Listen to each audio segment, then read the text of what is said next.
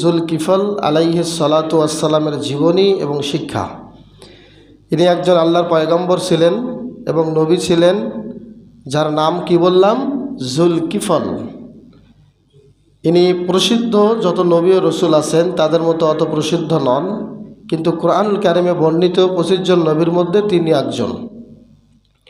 তো জুলকিফল আলাইহিস সালাতু ওয়াসসালামের ব্যাপারে বলা হয় যে তিনি বানি ইসরাইলের একজন নবী হিসেবে দুনিয়াতে আবির্ভূত হয়েছিলেন, এবং কোনো কোনো ঐতিহাসিকগণ তারাও বলেছেন যে তিনি আইয়ুব আলাইহিস সালাতু ওয়াসসালাম যে নবী ছিলেন তার সন্তান ছিলেন। এটা এসেছে হেদায়া এবং নিহায়ার মধ্যে। আর তাছাড়া কোনো কোনো আরও ঐতিহাসিকগণ তারা আরও কিছু কথা বলেছেন। তারা বলেছেন যে তিনি নবী ছিলেন না, তিনি একজন নেককার লোক ছিলেন, তবে সৎ লোক ছিলেন। তবে এই যে মতগুলো তারা বলেছে এগুলো একটিও গ্রহণযোগ্য নয়। কারণ ইবনে কাসির রহিমাহুল্লাহ উল্লেখ করেছেন যে জুলকিফল আলাইহিস সালাতু ওয়াসসালাম যে নবী ছিলেন সেটা আল্লাহ তাআলা কোরআনে স্পষ্ট করেছেন। বলেন আলহামদুলিল্লাহ। এখানে কোনো ব্যক্তি বা ঐতিহাসিকদের দিকে তাকানোর সুযোগ আমাদের নাই। আল্লাহ স্পষ্টই বলেছেন যে তিনি একজন নবী ছিলেন, তার প্রমাণ সূরা আল আম্বিয়ার মধ্যে এসেছে। সুতরাং তিনি যে নবী ছিলেন এটাই সত্য। তিনি নেককার ব্যক্তি ছিলেন, এটা ঠিক আছে, কিন্তু মূলত তিনি একজন কি ছিলেন? নবী ছিলেন। তো নবীরা তো নেককার আর সৎ ব্যক্তি ছাড়া নবী হয় না। তিনি নবী ছিলেন, এটাই সত্য। এবং তাকে সিরিয়ার দামেস্ক এলাকায় নবী হিসেবে আল্লাহ প্রেরণ করেছিলেন। এবং কোরআনে যে সমস্ত নবীর আলোচনা খুব সংক্ষেপে আলোচনা করা হয়েছে তন্মধ্যে জুলকিফল আলাইহিস সালাতু ওয়াসসালাম উনি একজন। ওনার আলোচনাটাও কোরআনে খুব সংক্ষেপে আল্লাহ আলোকপাত করেছেন। তবে উনি কোথায় এসেছেন এবং সাথে সাথে তিনি কোন জাতির কাছে প্রেরিত হয়েছিলেন এবং ওনার উম্মতের সাথে তার কোনো দ্বন্দ্ব কলহ হয়েছিল কি না, এবং তিনি কোন কিতাব পেয়েছিলেন, তাকে আল্লাহ কি কিতাব দিয়েছিলেন বা কোনো মুজিজা দিয়েছেন কি না, এ সম্পর্কে স্পষ্ট আল্লাহ তাআলা কিছুই কোরআনে উল্লেখ করেন নাই এবং হাদিসে কোথাও পাওয়া যায় নাই। তো সেহেতু ওইগুলো থেকে আমাদেরকে বিরত থাকতে হবে। কিন্তু এটা সত্য যে তিনি একজন আল্লাহর নবী ছিলেন। এবং কেবলমাত্র 2টি সূরার 2টি আয়াতে আল্লাহ তাআলা এই জুলকিফল আলাইহিস সালাতু ওয়াসসালামের ব্যাপারে তিনি আলোকপাত করেছেন। যেমন সূরা আল আম্বিয়ার 85 এবং 86 নম্বর আয়াত। এই 86 নম্বর আয়াতে আপনারা দেখতে পারবেন আল্লাহ তাআলা এখানে কয়েকজন নবীর নাম ধারাবাহিকভাবে উল্লেখ করেছেন। আল্লাহ পাক বলেছেন, ওয়া ইসমাঈলা ওয়া ইদরিসা ওয়া যালকিফল কুল্লুম মিনাস সাবিরিন ওয়া আদখালনাহুম ফি রাহমাতিনা ইন্নাহুম মিনাস সালিহিন। এভাবে আল্লাহ বলেছেন সূরা আল আম্বিয়ার মধ্যে। তো এর অর্থ হলো আল্লাহ পাক বলেছেন ওয়া ইসমাঈলা ওয়া ইদরিসা ওয়া যালকিফল। আল্লাহ পাক এখানে কয়জন ব্যক্তির কথা বলেছেন? 3 জন, ইসমাঈল, ইদরিস এবং জুলকিফল। এই 3 জনের কথা উল্লেখ করে আল্লাহ বলেছেন কুল্লুম মিনাস সাবিরিন, তারা সবাই ছিল ধৈর্যশীলদের অন্তর্ভুক্ত। বলেন সুবহানাল্লাহ। এবং পরের অংশে আল্লাহ পাক বলেছেন ওয়া আদখালনাহুম ফি রাহমাতিনা ইন্নাহুম মিনাস সাবিরিন ইন্নাহুম মিনাস সালিহিন। আল্লাহ বলেছেন আমি নিজ দয়ায় তাদেরকে, আমি আমার দয়াতে, আমি আমার রহমতে তাদেরকে ঢুকে দিয়েছি। সুবহানাল্লাহ। তো এখানে কিন্তু আল্লাহ এভাবে বললেন না যে আমি ইদ্রিসকে আর ইসমাইলকে রহমতে ঢুকাইছি আর জুলকিফলকে রহমত দেই নাই। এই কথা কি আল্লাহ বললেন? আল্লাহ সবাইকে 7টা একসাথে বললেন আমি সকলকে আমার রহমতের মধ্যে ডুবে দিয়েছি। বলেন সুবহানাল্লাহ। ইন্নাহুম মিনাস সালিহিন। এরপরে আল্লাহ বলেছেন নিশ্চয়ই সকলেই তারা ছিল নেককার লোক, সৎ এবং নেককার ছিল। এছাড়াও এটা ছিল একটা সূরায়। আরেকটা সূরা হচ্ছে সূরা সোয়াদ। সূরা সোয়াদের 48 নম্বর আয়াতে আল্লাহ তাআলা এই জুলকিফল আলাইহিস সালাতু ওয়াসসালাম সম্পর্কে তিনি বলেছেন, আল্লাহ পাক আমাদের নবীকে লক্ষ্য করে বলেছেন ওয়াযকুর ইসমাঈলা ওয়াল ইয়াসআ ওয়া যালকিফল ওয়া কুল্লুম মিনাল আখিয়ার। হে মুহাম্মদ সাল্লাল্লাহু আলাইহি ওয়াসাল্লাম, আপনি আলোচনা করুন, আপনি স্মরণ করুন তার কথা যিনি ইসমাঈল এবং যিনি ছিলেন ইয়াসা নামে একজন নবী ছিলেন, আল ইয়াসা। তার আলোচনা আসবে ইনশাআল্লাহ। ওয়া যালকিফল, স্মরণ করুন এই 3 জন নবীর কথা। কে বলেছেন?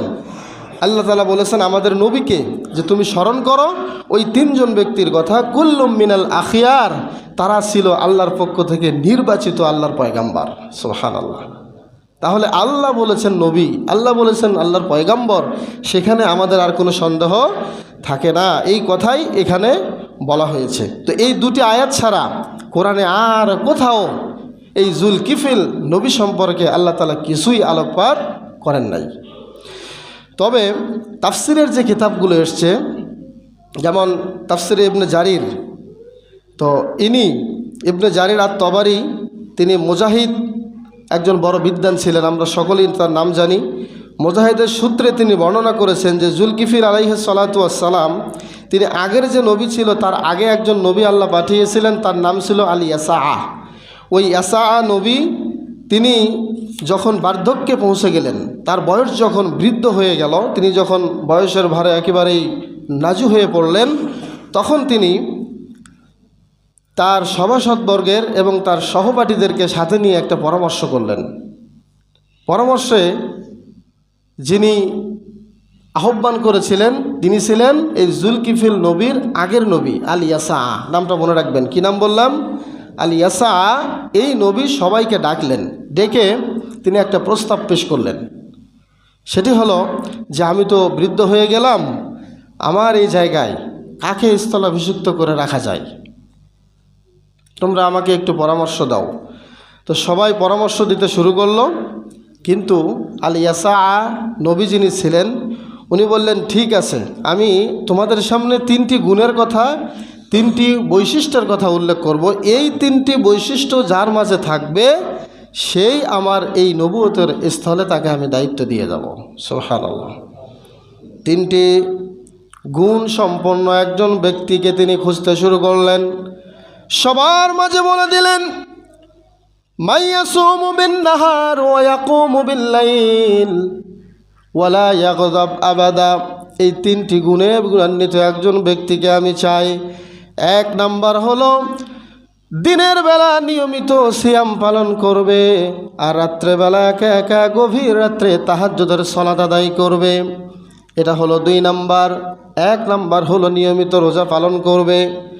3 নাম্বার হলো ওয়ালা ইয়াগদাব আবাদা, সে কখনো রাগান্বিত হবে না, কখনো রাগ করতে পারবে না।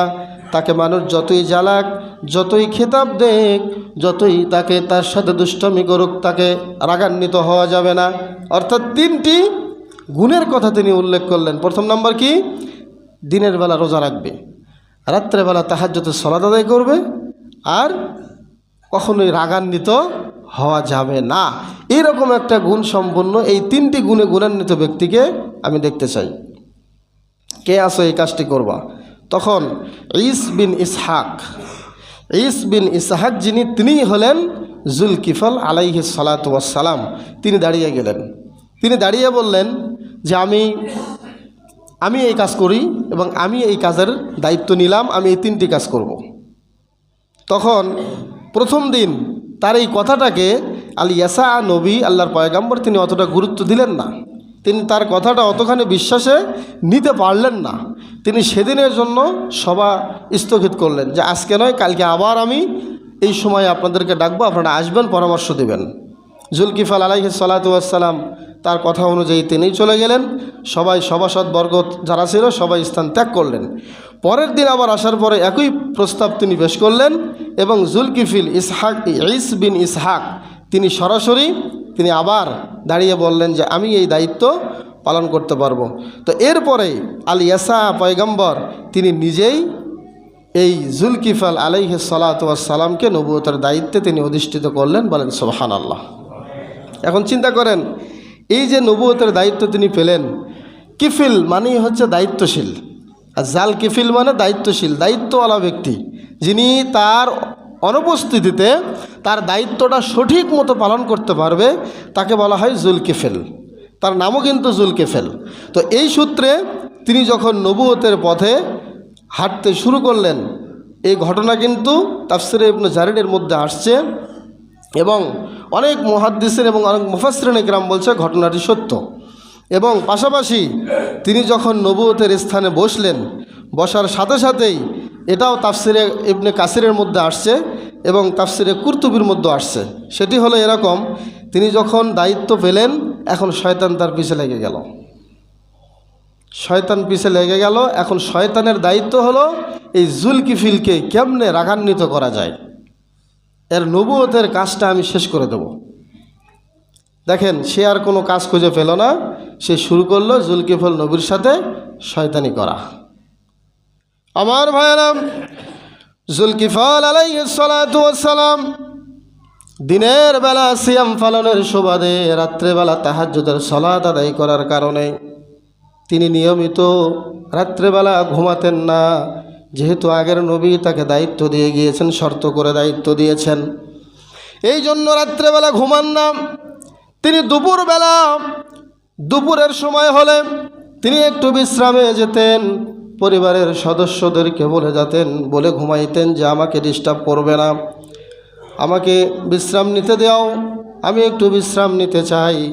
তিনি প্রথম দিন যখন ঘুমাইতে গেলেন, শয়তান এদিক দিয়ে চলে আসলো।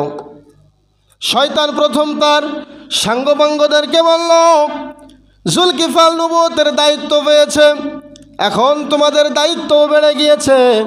জুলকিফলকে রাগান্বিত করতে হবে, রাগ ধরাতে হবে, এমন কাজ করতে হবে জুলকিফল যেন রাগ হয়ে যায়, সাথে সাথে তার নবুয়ত ভেঙে যাবে। বলেন নাউজুবিল্লাহ। যখন সব তার অধীনস্থ যার চেলাফেলাদেরকে বলল, তখন চেলাফেলারা প্রথমেই জবাব দিল যে হে আমাদের সর্দার, আমরা এই কাজ করতে পারবো না। কারণ হলো তার কাছে আমরা কয়েকবার গিয়েছি আপনি বলার আগেই। দেখবেন কিছু মোটা কিছু লোক আছে, চেলাফেলা কিছু লোক এমন কাজ করে, ওই আপার লেভেলের নেতারা এটা জানেই না। হয় না এরকম? নিজ দিয়ে কিছু করেও ফেলেছে, কিন্তু আসল নেতা যিনি উনি এখনও কিছু জানেন না। তো শয়তানের চেলাফেলারা বলছে যে আপনি বলার আগে আমরা কয়েকবার থাবা মেরেছি, কাজ হয় নাই, সম্ভব নয় আমাদের দ্বারা। তো যখন বলেছে যে ঠিক আছে, ব্যাপারটা যদি তাই হয় তাহলে আমি নিজে যাব, এই কাজ এই ইবলিস শয়তান নিজে দায়িত্ব নিল। কি করবে? উদ্দেশ্য একটাই, জুলকিফলের রাগ উঠাবে। কারণ রাগ উঠাতে পারলেই তার নবুয়ত শেষ। দুপুরবেলা ঘুমের মধ্যে আছেন জুলকিফল আলাইহিস সালাতু ওয়াস সালাম, দরজায় এসে নক করলো। বলা হলো ঘরের ভেতরে কেউ আছেন নাকি? ভেতর থেকে আওয়াজ আসলো, কে? বলছে আমি একজন মজলুম, একজন বৃদ্ধ মানুষ। কি বলছে? একজন মাজলুম, আমার উপরে জুলুম করা হয়েছে, আমি বুড়া মানুষ, কোথাও যেতে পারি না। দেখেন শয়তানের কথা কত মধুর, কি সুন্দর করে কথাটা সাজাইছে। এসে বলছে আমি মাজলুম বৃদ্ধ, আমাকে একটু জায়গা দেন, আমার কিছু কথা আছে আপনাকে আমি বলতে আসছি। যখন ভেতর থেকে আওয়াজ শুনলাম, দরজা খুলে দেওয়া হলো। জুলকিফল আলাইহিস সালাতু ওয়াস সালামের পাশে এসে ইবলিস বসে গেল। জুলকিফল প্রথম বুঝতে পারে নাই যে ইবলিস, কারণ মানুষের রূপ ধারণ করে ইবলিস চলে আসে।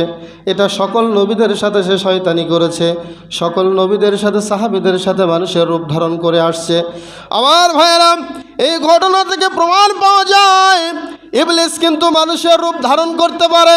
কথা বলেন ঠিক কিনা? ইবলিস মানুষের রূপ ধারণ করে, বয়স্ক মাজলুমের বৃদ্ধের রূপ ধারণ করে সে বলছে আমি মাজলুম, আমাকে জুলুম করা হয়েছে, আপনি আমার ফয়সালা করেন। বলছে ঠিক আছে, আগামীকাল যখন সকালবেলা আমি আদালতে যাব, যখন আমার চেম্বারে যাব, আমার চেয়ারে বসবো, তুমি তখন এসো, তোমার ফয়সালা করে দেব। এখন জুলকিফল আলাইহিস সালাতু ওয়াস সালাম সকালবেলা গেলেন, এই কিছু কথা বলে প্রথম দিন কিন্তু তার দুপুরে রক্তের ঘুম মাটি, প্রথম দিনের ঘুম কি শেষ, আর তিনি ঘুমাতে পারলেন না। দ্বিতীয় দিন তিনি এখন যাবেন, তার চেয়ার আছে, তার যেখানে বিচারালয় আছে সেখানে তিনি বসবেন, এবং তাকে বলেও দিয়েছে তুমি কালকে আদালতে এসো। এখন সকালবেলা জুলকিফল আলাইহিস সালাতু ওয়াস সালাম গেলেন বিচারের কার্যালয়ে, সে তো আর আসে না, সে এখন আসে না। সারাদিন পার হয়ে গেল। দুপুরের আগ মুহূর্তে যখন জুলকিফল আলাইহিস সালাতু ওয়াস সালাম বাসায় চলে আসলেন, সেও বাসায় চলে আসলো। এবং কখন আসলো? যখন জুলকিফল দুপুরের নাস্তা সেরে দুপুরের খাবার খেয়ে তিনি আবার বিশ্রামে গিয়েছেন, ঠিক ওই সময়ে শয়তান আবার হাজির, এসে দরজায় নক করছে। বলছে গতকাল আসছিলাম, আমি কেন আসতে পারি নাই? যে ওয়াদা আপনাকে দিয়েছিলাম ওয়াদা রক্ষা করতে পারি নাই, এই কথাটুকু বলবো, আমার একটু দরজা খুলে দেন। দেখেন, মেইন উদ্দেশ্য কিন্তু তা নয়। মেইন উদ্দেশ্য হলো জুলকিফল নবীর ঘুমটা নষ্ট করবে। জুলকিফল নবী বললেন, ঠিক আছে আসো। দরজা খুলে দেওয়া হলো, ভেতরে চলে গেল ইবলিস। ইবলিস কিন্তু এখনও যে ইবলিস সেটা এখনও জুলকিফল নবী বুঝতে পারেন নাই। দরজা খুলে দেওয়া হলো, ভেতরে গেল। যাওয়ার পরে জুলকিফল আলাইহিস সালাতু ওয়াস সালাম বললেন, গতকাল তো আসতে, এই যে বিচারালয়ে আসতে বললাম, সকাল থেকে অপেক্ষা করলাম, আসলে না, কি কারণে? বলছে, হুজুর আপনি তো আসতে বলেছেন, আমার যে বিবাদী, আমার যে বিরুদ্ধে পার্টি আছে, সেই পার্টি অনেক দুর্ধর্ষ পার্টি, আপনি ফয়সালা করে দিবেন। যদি ফয়সালা করে দিয়ে আপনি বাড়িতে আসেন, আমি বাড়িতে যাওয়ার আগেই সে আমাকে হত্যা করে ফেলবে। বলেন নাউজুবিল্লাহ। এই ভয়ে আমি আসি নাই। এই ভয় ছিল আমার যে আপনি ফয়সালা করে দিবেন, সে যদি আমাকে হত্যা করে ফেলে, সে অনেক দুর্ধর্ষ ডাকাত। এই রকম কিছু আজেবাজে কথা সাজায়া গুছায়া বলতে বলতে দ্বিতীয় দিনও উনি কিন্তু ওই টাইমটাই ঘুমাইতেন, আর সারা রাত তিনি তাহাজ্জুদ পড়তেন এবং সারা দিনের অন্য অন্য সময় তিনি ব্যস্ত থাকতেন। দেখুন, ওই সময়টাই ইবলিসে বাছাই করে নিয়েছে, তাকে ডিস্টার্ব করবে, তার ঘুমটা নষ্ট করবে। ঠিক আছে, তাহলে আজকে তুমি যাও, ঠিক আছে, এখন আপনি বিশ্রাম নেন। তার মানে দুপুরের সময় শেষ, তার ঘুমানোর টাইমটাও শেষ। এই কথা বলে সে বের হলো। জুলকিফল আলাইহিস সালাতু ওয়াস সালাম দ্বিতীয় দিনেও ঘুমাতে পারলেন না। এবার তৃতীয় দিনের পালা। জুলকিফল আলাইহিস সালাতু ওয়াস সালাম দুলতে দুলতে চোখ তার বন্ধ হয়ে আসতেছে। তিনি এবার ঘুমাইতে যাবেন। তিনি ঘুমিয়ে যাওয়ার সময় এবার ভালো করে শক্ত করে সদস্যদের বললেন, পরিবারের সদস্যদের বললেন, আজকে যে আসুক খবরদার আমার দরজা খুলতে না করবা, আমাকে তোমরা খবরদার ডিস্টার্ব করবে না, আমার শরীর অনেক দুর্বল। একে একে তিনি ঘুমাইতে পারছেন না। ঘুম আসবেন, ঘুম ছাড়া মানুষ কিন্তু নাজেহাল হয়ে যায়, ঠিক না? ঠিক। আপনি আজকে রাত্রে ঘুমাবেন না, দেখবেন কালকে সারাদিন আপনি ঠিকমতো হাঁটতেও পারবেন না। যিনি যেই কাজ করেন, কাজে কোনো শক্তি পাবেন না, কোনো এনার্জি পাবেন না। এত একটা নিয়ামত আল্লাহ দিয়েছেন, একজন মানুষ সারাদিন কাজকর্ম করবে, সকাল থেকে সন্ধ্যা পর্যন্ত কাজ করবে, রাত্র পর্যন্ত, কিন্তু রাত্রেবেলা যদি বিছানায় না ঘুমায়, এই নিয়ামত যদি আল্লাহ না দিতেন, আমরা কোশ্চিন কালেও দিনের বেলা পরের দিন কাজ করতে পারতাম না। আল্লাহ পাক এত সুন্দর করে এই রাতটাকে আল্লাহ দিয়েছেন আমাদের আরামের জন্য। যত ক্লান্তি আছে সব মুছে যাবে, এই জন্য রাতের আগমন আল্লাহ দিয়েছেন। অর্থাৎ জুলকিফল আলাইহিস সালাতু ওয়াস সালাম রাত্রে যে ঘুমাতে পারতেছেন না, তিনি দিনের বেলাটাকে বাছাই করে নিয়েছিলেন একটু ঘুমাবো।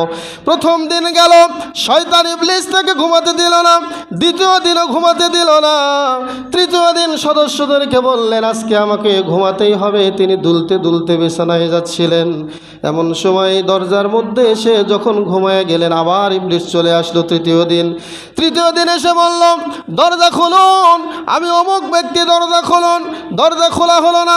জুলকিফল আলাইহিস সালাতু ওয়াস সালামের কথা অনুযায়ী দরজা লক থেকেই গেল, লক করা অবস্থায় থাকলো। সদস্যদের কেউ তারা দরজা খুলল না। এইবার দেখুন এই শয়তান করলো কি, জানালার এক পার্শ্বে কিনারা ছিদ্র ছিল, ওই ছিদ্রটুকু দিয়েই মুহূর্তের মধ্যে মিশে গিয়ে সে ঘরের মধ্যে প্রবেশ করে। বলেন নাউজুবিল্লাহ। তাহলে এখান থেকে কি বোঝা যায়? শয়তান বাতাসের সাথে মিশেও শূন্য স্থান দিয়ে, আপনি যতই বিল্ডিংয়ে থাকেন, শূন্য হয়ে একদম শূন্য স্থান দিয়ে সে আপনার ঘরে প্রবেশ করতে পারে। তিনি যখন ঢুকলেন, অর্থাৎ ইবলিস যখন ঢুকলো, তিনি এটা দেখতে ফেললেন। চোখ ঘুরে দেখেন, অনেক আওয়াজের কারণে জানালা দরজায় আওয়াজ করা শুরু করলো সে নিজে। এটা আর অন্য কেউ শোনে না, বাড়ির সদস্য যারা আছে কারো কানে যায় না, কিন্তু কানে যাচ্ছে কার? জুলকিফল আলাইহিস সালাতু ওয়াস সালাম। দেখবেন যখনই যাদেরকে জিন ধরলে সে তখন যা শোনে, আমরা কিন্তু তা শুনতে পারি না। আপনি কিছু জিজ্ঞেস করবেন, জিজ্ঞেস করার সাথে তার মেজাজ থাকবে অন্যরকম, আর পারলে আপনার সাথে এমন অঙ্গ কিছু ভঙ্গিমা দেখাবে, তখন আপনার এমন অবস্থা হবে আপনি মনে করবেন যে আপনি একজন দোষী তার কাছে। এটা হলো ওই জগতের কথা বলছি যে যাদের উপরে জিন আসর করে। তো জুলকিফল আলাইহিস সালাতু ওয়াসসালামের তার কানেকশনটা, সে শুধু জুলকিফলকে ঘুমটা নষ্ট করার জন্য দরজা জানলায় কী করতেছেন, আঘাত করতেছেন। এই শব্দে তার ঘুমটা আজকেও ভেঙে গেল, ঘুমাইতে পারলেন না। তো বলছে, এবার জুলকিফল নবী বলছেন যে তুমি এটা কি শুরু করেছ? একদিন, 2 দিন, আজকে 3য় দিন। আসলে তুমি কে বলো তো? আমার তো মনে হচ্ছে তুমি একটা শয়তান। এই কথা বলার সাথে সাথেই সে বলছে, হ্যাঁ আমি ইবলিস। 3য় দিন কি বলছে? আমি ইবলিস, আমি যে ইবলিস। এই কথা বলে সে কি করলো? নিজেকে পরিচয় দিল। এবার এই পরিচয় দেওয়ার পরে জুলকিফল আলাইহিস সালাতু ওয়াসসালামকে বলছে যে আমি আপনাকে 1 দিন নয়, 2 দিন নয়, 3 দিন আসছি একটা কারণেই। আল ইয়াসা নবী যে দায়িত্ব দিয়ে গিয়েছে আপনাকে 3টা শর্ত করে, যে আপনি রাত্রে তাহাজ্জুদ পড়বেন, আমি ওখানে কিছু করতে পারি না। আপনি দিনের বেলায় রোজা রাখেন, সেখানেও কিছু করতে পারি না। কিন্তু দিনের বেলা যে আপনি ঘুমাবেন, এইখানে আমি চাইছিলাম আপনাকে আমি ব্যর্থ করে আপনার নবুয়তটা নষ্ট করে দিতে। তখন জুলকিফল আলাইহিস সালাতু ওয়াসসালাম বললেন, ও তাহলে তুমি সেই আসল ইবলিস, যে ইবলিসকে আল্লাহ চিরতরে জাহান্নামী করেছেন। বলেন নাউজুবিল্লাহ। এরপরে তিনি বলে গেলেন যে হ্যাঁ আমি সেই ইবলিস, কিন্তু আমি ব্যর্থ হয়ে গেলাম, আমি আপনার সাথে পারলাম না, আমি আপনার কাছে নত স্বীকার করলাম, আমি এখন চলে যাচ্ছি। প্রিয় ভাইয়েরা আমার, এই ছিল জুলকিফল আলাইহিস সালাতু ওয়াসসালামের জীবনের বড় একটা পরীক্ষা। কিন্তু তিনি সে পরীক্ষাতেও কী করেছেন? পাশ করেছেন। বলেন আলহামদুলিল্লাহ। এইটুকু ঘটনা শুধুমাত্র তাফসিরে কুরতুবী এবং ইবনে কাসিরের মধ্যে পাওয়া যায়। বিশেষ করে আমাদের প্রফেসর ডক্টর আসাদুল্লাহ আল গালিব সাহেবের একটা বই আছে নবীদের কাহিনী, সেখানেও আপনারা এই ঘটনাটা পাবেন। সম্মানিত উপস্থিতি, এরপর তিনি এই যে শয়তানের সাথে প্রতিরোধ করে তুললেন, শয়তানের সাথে প্রত্যেক দিন তিনি বিজয়ী হলেন। এই বিজয়ী হওয়ার পরে তার নবুয়ত শয়তান নষ্ট করতে পারল না। এক পর্যায়ে ঐতিহাসিকরা বলেছেন তিনি দাওয়াত দিতে শুরু করেছিলেন ফিলিস্তিনের মধ্যেই, ফিলিস্তিন এলাকার আশপাশেই। এবং এই ফিলিস্তিনের একটা শহর আছে নাবলুস নামে একটা শহর, এই শহরে জুলকিফল আলাইহিস সালাতু ওয়াসসালাম মৃত্যুবরণ করেন এবং সেখানেই তাকে কবরস্থ করা হয়।